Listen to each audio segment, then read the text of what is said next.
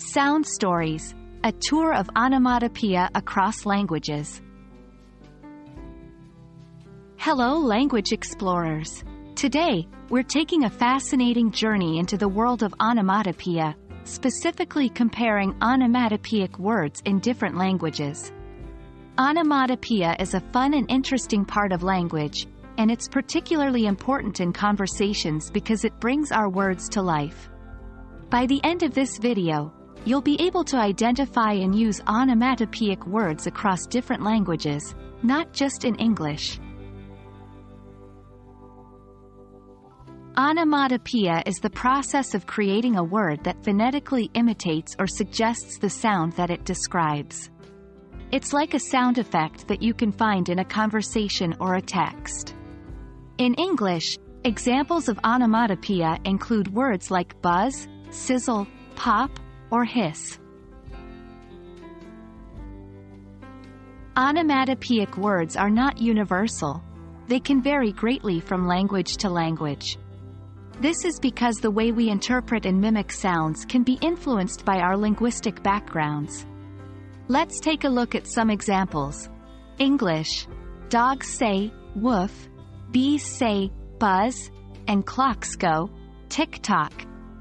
Spanish: dogs say gua gua, bees say zoom zoom, and clocks go tick-tack. Japanese: dogs say wan wan, bees say bun bun, and clocks go kacha kacha. As you can see, while the sounds the animals or objects make remain the same, the interpretation of those sounds differs in each language.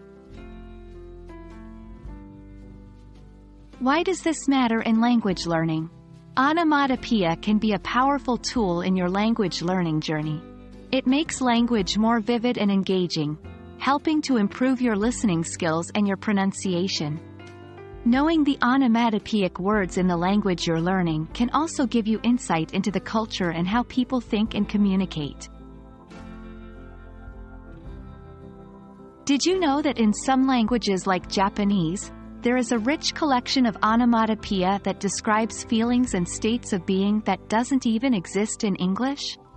For example, the word nico nico describes the state of being cheerful and smiley. We hope you enjoyed our tour of onomatopoeia in different languages. Remember, every sound tells a story, and onomatopoeia is a great way to make those stories come alive. So, keep exploring, keep learning, and don't forget to have fun along the way. We're sure this will make your language learning journey even more enjoyable and rewarding. See you in our next language adventure.